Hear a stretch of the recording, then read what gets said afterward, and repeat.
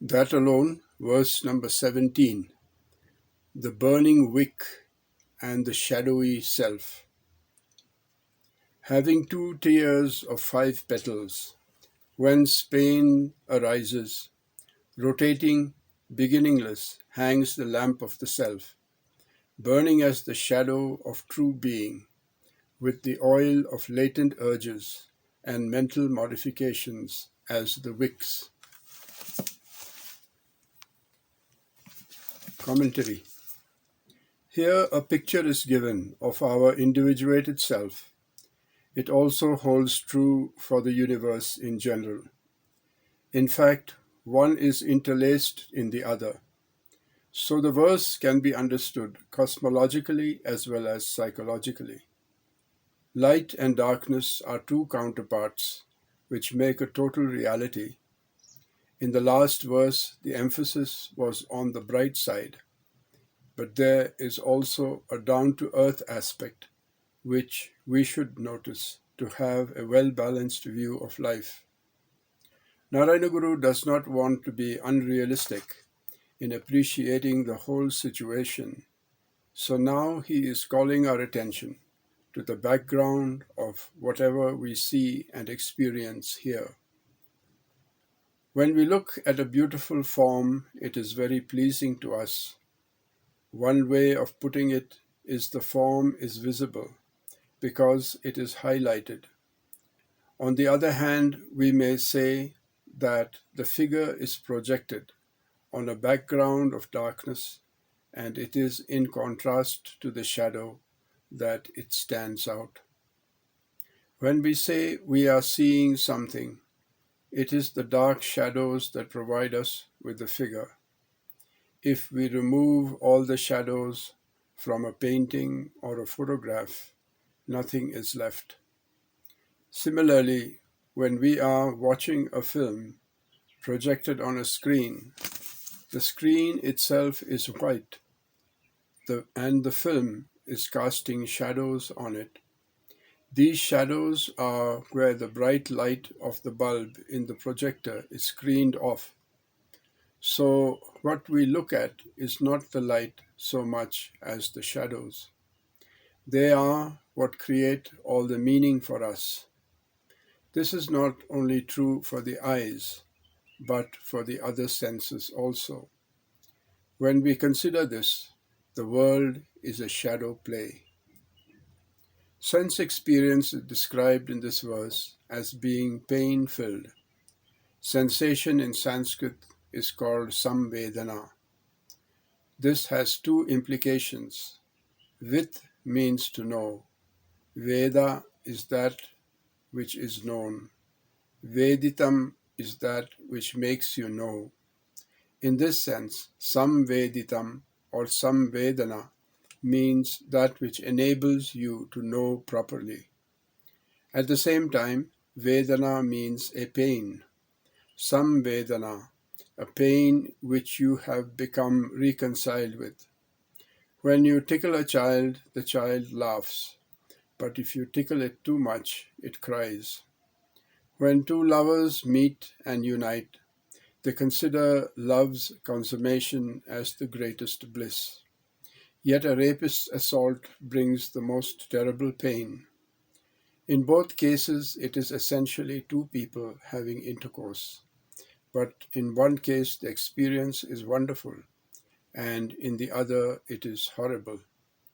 Exactly where the joy of life resides, there pain also resides. When you want to meditate and not to read, you turn off the light. Then you feel more comfortable. When you want to appreciate something through visible contact, you turn on the light. But if you turn on too much light, the object loses its charm. To properly appreciate a painting, you have to put it at a certain distance and have the light properly balanced. Then alone does it have beauty. In old age, when the eyes become weak and the light seems to grow dim, you can no longer see things properly. It is as if the soul itself is growing blind. You feel so sad, or perhaps you have an eye disease and the bright light is painful to you, so you need to wear dark glasses to filter the light. In so many ways, the light, which is a great joy to us, can equally be a source of pain. All the five senses contain a mixture of pain and pleasure. If there is too much noise, you want to shut it off. But if it's good music, you want to listen. Real music comes only rarely. Most of the time, you have to put up with the many terrible noises of the world. At times, we exult in the fragrances wafted to us by gentle breezes, but we are often breathing in the pollution of smoke, exhaust, and carbon monoxide. A gentle caress is delightful, but it quickly becomes irritating when carried on for more than a short while. This is why the Guru began this verse with the word ahalaram, pain-filled. Next, our five senses are compared to the five petals of a lamp. Nowadays, we have only electric lights and we don't have a feel for the image. In ancient India, they used to hang an oil lamp with tiers of petal-shaped wick holders in the middle of the room. With the wicks lit, it resembled a simple candelabra, which would swing gently and rotate with the movement of air in the room, casting fantastic shadows over the walls and furniture. Our life here is compared to such a rotating light with five burning petals of the senses.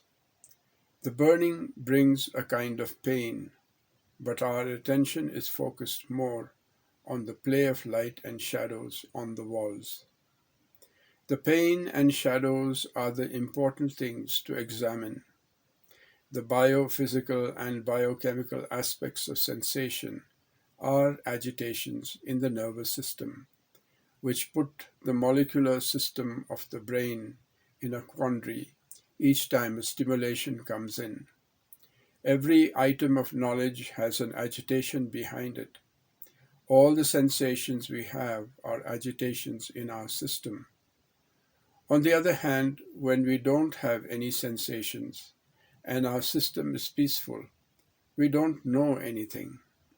Literally, our experience is based on agitation, nervous agitation from chemical stimulation and electrical impulses, and electrical vibrations and reverberations. We are aware only when these disturbances are taking place. So no one was there to know when the process first started. The Guru therefore calls it anadi, beginningless. In the cosmological view, we have five elements: earth, water, fire, air, and space. Each of these corresponds to one of our senses. Sound travels through the akasha. Touch is of the air. Visual forms are illuminated by fire. Taste is produced by water, and smells come from the earth. A physical organ is specially attuned to each of these sensations: the eye, ear, skin, nose, and tongue. Thus, in us there is a physical reality and also a psychic reality. We may say there are two tiers. The physical tier translates incoming data into the electrochemical language of the brain, while the psychic tier is concerned with interpreting the significance of each sensation. According to Western physiologists, we have a physical frame that is generating a psychic condition. Indian psychologists, on the other hand, say we have a psychic condition which animates the physical system. If you are lying unconscious or fast asleep, you won't have any taste of honey. You won't feel what touches you. All the pleasures of the senses cannot be stimulated if consciousness is not present, even though the physiological system is intact. When a person is asleep and you speak to them, their ears still remain open and the sound still falls on their ears. Vibrations still beat on the tympanum. It is a physical thing, and the vibrations necessarily act on the eardrum. Yet the person doesn't hear a thing. What is the block between his consciousness and the external stimulus? The coordination has to come from inside. This is why the Indian psychologist points the arrow from the side of the psyche to the physiological system. The Western psychologist, nonetheless, puts the arrow from the entry of the stimulus into the system, and afterwards from inside comes the response. Instead of this, Narayanaguru thinks in terms of a selective structural response, where deep down in you are incipient memories or latent potentials and urges. It is only in correspondence with what is already within you that you can make sense of anything coming as a stimulus from outside. For you to understandably recognize everything you see, touch, taste, smell, and hear, there should be a corresponding concept within you. That concept is lying latent within you as a vasana. Here, the study of physiology, psychology, which governs the entire field of memory and learning, experience and education, is to be examined to get a proper picture of what the Guru wants to convey to us. The whole thing is summarized here in a very simple way. You can look at the universe as being constituted of the five elements, which are just matter. Then why do we call it a cosmos? Because of the great wonder that we see definite laws operating. The sun stands in the center of the solar system, and the planets are moving in the same kind of orbits around it at constant speeds. From our perspective, they are always crisscrossing, and yet their separations are maintained so that they never collide. They are all lying in vacant space, but they don't fall down or go running off. We have so much water on the earth, and the earth is rotating and revolving, and yet the water never falls off, even though it is not held in any receptacle. The water just sticks on despite all this movement. What keeps everything in its proper place? It is amazing. An Australian does not know at all that he is walking upside down when a Russian or a North European is standing on his feet. A New Zealander is actually hanging with his head down and feet up, and the people in India are walking sideways. Isn't it a tremendous joke? When you really consider all the cosmic laws, how everything is regulated, without our even being aware of it, it is totally wonderful.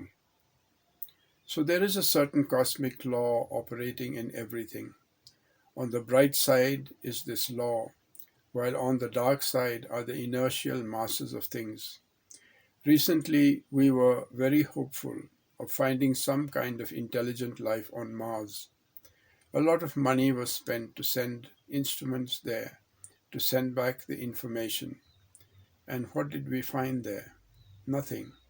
Just huge piles of inert dirt. So, cosmologically, there is a two-tiered system. The bright side is the subtle mathematical laws, which are so precise we can land an instrument package on a distant planet, while the other side is all dark, heavy matter. We also have these two tiers individually. We are made up of masses of dirt, yet how much do we love that dirt when a little love is generated in us? Then we don't say we are dirt. We hug the other person and press harder and harder. Because our bodies are preventing the soul of one from merging into the soul of the other. We feel like, I want to become one with you, but this body is between us. Let us merge. The bright aspect, the light aspect, is wanting to merge, but the body is in between. Our two tiers are our body and soul, matter and spirit. There is an afferent aspect and an efferent aspect. There is a stimulus and there is response. There is a sensory system and a motor system. We have all these dualities and ambivalences within our system. Narayana Guru summarizes all this by just saying two tiers, leaving us to discover for ourselves its many ramifications. We can find any number of pairs of tiers operating in us, such as the external and the internal, motor and sensory, material and spiritual, physical and psychic, and so on. The tragic note in all this is that the present is a product of the past, and its tentacles are stretching into the future, and we are caught within the web. Before the development of modern science, we were threatened only with the religious superstitions, some call it religious belief, of sin, that we were all carrying the sins of our fathers. Adam erred and sinned against God, and the original sin is shared by all humanity. The divinity of man and original sin are what we are asked to believe by religion. From the first man to the present, there is a continuation of the darkness as well as the divinity that was in Adam. Previously, we were believers, back when the apocalyptic threat of the world crashing one day was enough to make everyone believe in Christ. The message was, believe soon, because tomorrow the world is going to end. Now we are no longer influenced by theology. Its place has been taken by science fiction. It's the scientists who are now afraid that the whole thing is going to burn out. When we pushed religion away, science came in to fill the vacuum. Are its fairy tales any improvement? I read somewhere that in every one of us are at least 78 atoms that were once in Julius Caesar. Everything that has happened is so intermixed in us. Who can compute next how many of Judas's atoms and how many of Christ's atoms are in us? Christians have carefully calculated that man was created on 22nd October 4004 BC. Now we have Carl Sagan saying that bacteria are 3 billion years old and viruses are another 2 billion years older than that. Man is about 10 million years old, although they have yet to fix the exact date. Then he says to every chromosome there is DNA, and in every DNA are 20 billion pairs of nucleotides. So we have 20 billion pairs of nucleotides carrying the information accumulated over 5 billion years, sitting inside us to cause trouble whenever we do anything. This is far worse than religion, which only threatened us with original sin. Of course, I am mostly joking. When you strip away the semantic differences, the myths of science and religion are remarkably similar. In any case, Narayana Guru does not want to go into these kinds of fabulous theories. He just wants us to know there are ancient vasanas which serve as the oil feeding the lamp, which is burning in us. The principle itself is very simple. And what is a vasana? I am holding two theories in my hand, one for the consumers of the theory of reincarnation, and the other for those who do not believe in it. For disbelievers, the theory of genetic inheritance expresses the gist of it. I shall tell the theory for those who do believe. Our friend comes here and gives us very good music on the piano. I lie in my room listening to it. It gives me such wonderful sensations of delight. I melt into it and I sleep. I wake and still enjoy it. I drift in and out of pleasant states, all the while listening. This is a new thing. Last year I did not have this luxury, but now he comes quite often. The next time I go to bed, he is not here, so I feel, oh, not a good sleep today. There is no musical background for it. Another friend goes and gets me a special kind of cookie. At the very sight of it, my soul wakes up. Ah, there it comes. If you have them twice or thrice, you cannot give them up. On the Japanese sesame cookie, it is written, warning, habit forming.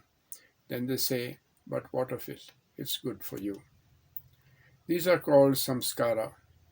When an experience is received by the sense organs and the quality of that experience is condensed and kept in the system as a memory bit. Samskara in Sanskrit means cultured, that something is cultured within you. A raw experience is made into a culture and kept there. If I want to have a full experience of a piano, there should be such a big thing, occupying so much space. But when it is cultured and put on a magnetic tape, I can carry it in my pocket. If it's further condensed, it can be received as a radio wave by small crystals, which can produce the whole effect of an orchestra. This economy of space is one of the most wonderful things. When what was sung by someone is sent from the radio station through the atmosphere, it is not transmitted as music, it goes as a radio wave. Similarly, whatever I have experienced in this life is kept in a condensed form in me as my samskara. When I take the essence of all those to my next life, they are further condensed. First, the physical was made subtle. Now it becomes causal. This causal element is called vasana. Whatever has come to me from my previous lives is my present vasana, and my present samskara is added to it. My samskara, in its turn, will someday become vasana when I am passing to the next life.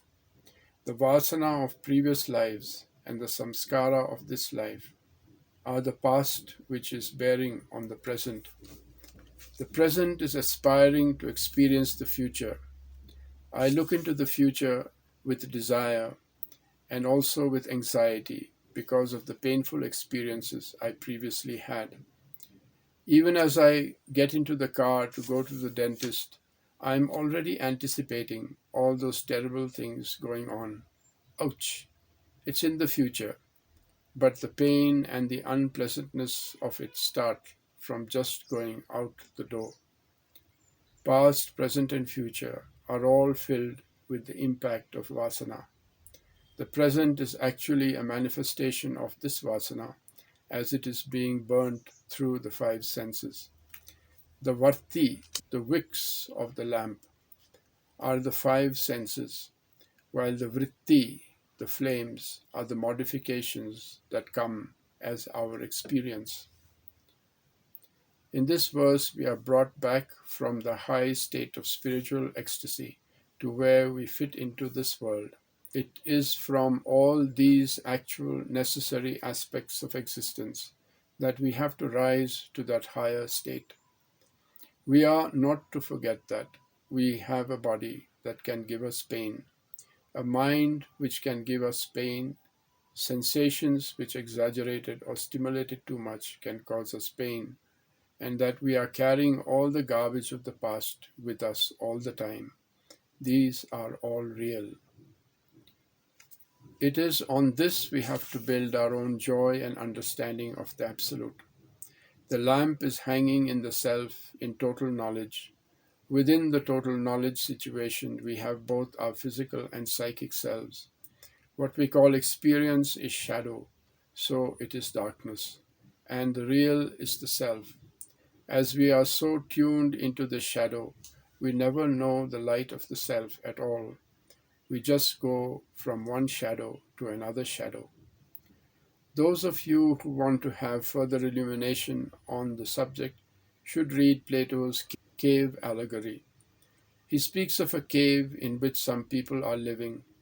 They are watching their shadows being cast on the wall on the opposite side of the cave.